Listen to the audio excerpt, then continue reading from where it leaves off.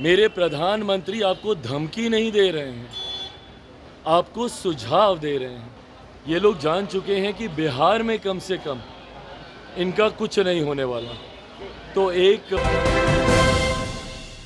नमस्कार, मैं रिया रजक और आप देख रहे हैं पीटीआई न्यूज़। आपको बता दें, लोक जनशक्ति पार्टी यानी कि रामविलास पासवान की पार्टी के राष्ट्रीय अध्यक्ष चिराग पासवान से जब पत्रकारों द्वारा सवाल किया गया कि प्रधानमंत्री नरेंद्र मोदी ने तेजस्वी यादव को धमकी दिया है, तो इस पे तेजस्वी यादव का कहना है कि 34 साल के युवा से प्रधानमंत्री नरेंद्र मोदी डर गए हैं। तो इस पे चिराग पासवान ने कहा कि उम्र की घमंड नहीं करना चाहिए, क्योंकि इस उम्र में अभी प्रधानमंत्री नरेंद्र मोदी है, कल को हम भी उस उम्र में होंगे और उम्र का पहिया किसी के लिए नहीं रुकता है। और जब पत्रकारों ने उनसे पूछा राहुल गांधी के आगमन को लेकर के, तो क्या कुछ कहते हुए नजर आए चिराग पासवान, पहले आप ये सुने। राहुल गांधी आ रहे, इसका पहले बिहार नहीं आया और आज आए हैं और पटना में वो चुनावी सभा को संबोधित भी कर रहे हैं। बहुत देर कर दी हुजूर आते आते, अब तो निकल गया समय।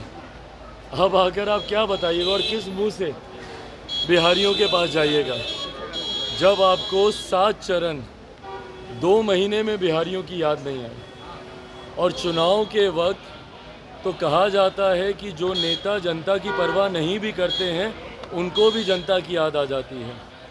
पर अगर ऐसे नेताओं को चुनाव में भी जनता की याद ना आए, तो क्या उम्मीद रखते हैं ये कि जनता इनको क्यों याद रखेगी। देखिए, हकीकत है, महागठबंधन, इंडिया अलायंस, जो भी इन लोगों का नाम दें, ये लोग जान चुके हैं कि बिहार में कम से कम इनका कुछ नहीं होने वाला। तो एक वो बोलते हैं ना कि एक खाना पूर्ति करने के लिए, उसके लिए बस ये लोग दिखा रहे हैं कि भाई बाद में कोई ये ना बोले कि इतना बड़ा राज्य बिहार, जहाँ से देश की राजनीति की दशा और दिशा तय होती है, तो वहाँ पर ये लोग गए ही नहीं। तो सिर्फ दिखाने के लिए कि हम लोग गए थे, ये लोग सिर्फ खाना पूर्ति करने के लिए आ रहे हैं। बिहारियों से इनका कुछ लेना नहीं। राहुल गांधी ने कहा है कि वो परमात्मा की कहानी सुनाएंगे और चुनाव के बाद वो कार्रवाई करेगी और पूछताछ करेगी अडानी के मामले में। ये तमाम सपने वो देख सकते हैं। हकीकत है, यही 4-5 दिन है जहाँ पे वो ये सारी बातें कर सकते हैं। 4 तारीख को जब परिणाम आ जाएंगे, तो फिर हाथ कंगन को आरसी, उस वक्त तो सब पता चल ही जाएगा ना कि क्या हुआ क्या नहीं। उसके बाद तो बोलने लायक ना ये बचेंगे, ना इंडिया अलायंस के कोई बचेंगे।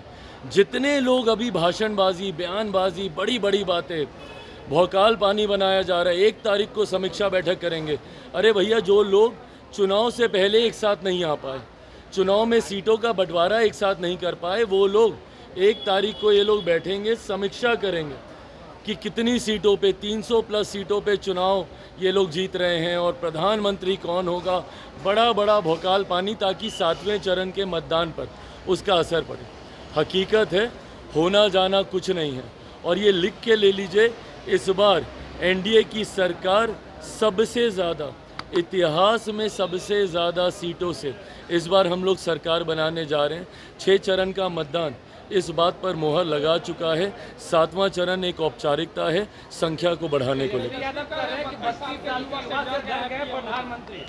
32 साल के युवा से डर गए हैं। 34 साल। देखिए, हाँ, उम्र ठीक कर लें, 34 साल।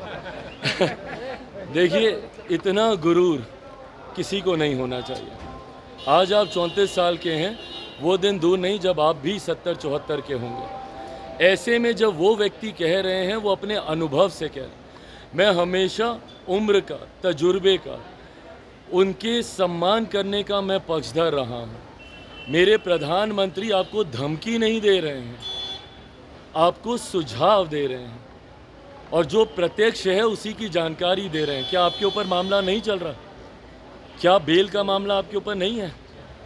ज़मीन, नौकरी के बदले ज़मीन, ये तमाम मामलों में आपके परिवार के लोग उलझे हुए नहीं हैं?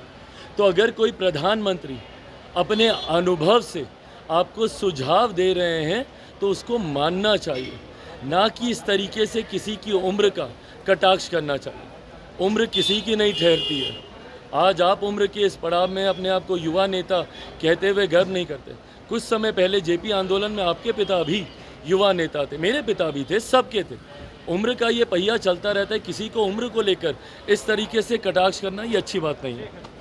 जैसा कि आप सुन रहे थे चिराग पासवान को, आपको बता दें पत्रकारों ने जब उनसे पूछा राहुल गांधी के बिहार दौरे को लेकर के, पटना में आज वो जनसभा को संबोधित करेंगे, तो इस पे चिराग पासवान ने कहा कि हुजूर बहुत लेट हो गया है और अब 2 महीने से चुनाव चल रहा है और आप एक भी बार नहीं आए जनता को संबोधित करने और अब आखिरी चरण में आप जनता को संबोधित करने आ रहे हैं। अब इससे कोई फ़ायदा नहीं है, अब लेट हो चुका है। और जब पत्रकारों ने उनसे पूछा इंडी गठबंधन 1 जून को मीटिंग कर रही है, तो इस पे चिराग पासवान ने कहा कि करने दीजिए मीटिंग, इससे भी कोई असर नहीं पड़ने वाला है चुनाव में।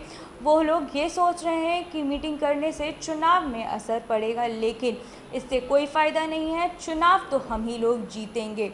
आगे की खबरों के लिए बने रहे पीटीएन न्यूज़ के साथ। चैनल को लाइक, शेयर एंड सब्सक्राइब करना ना भूलें। धन्यवाद।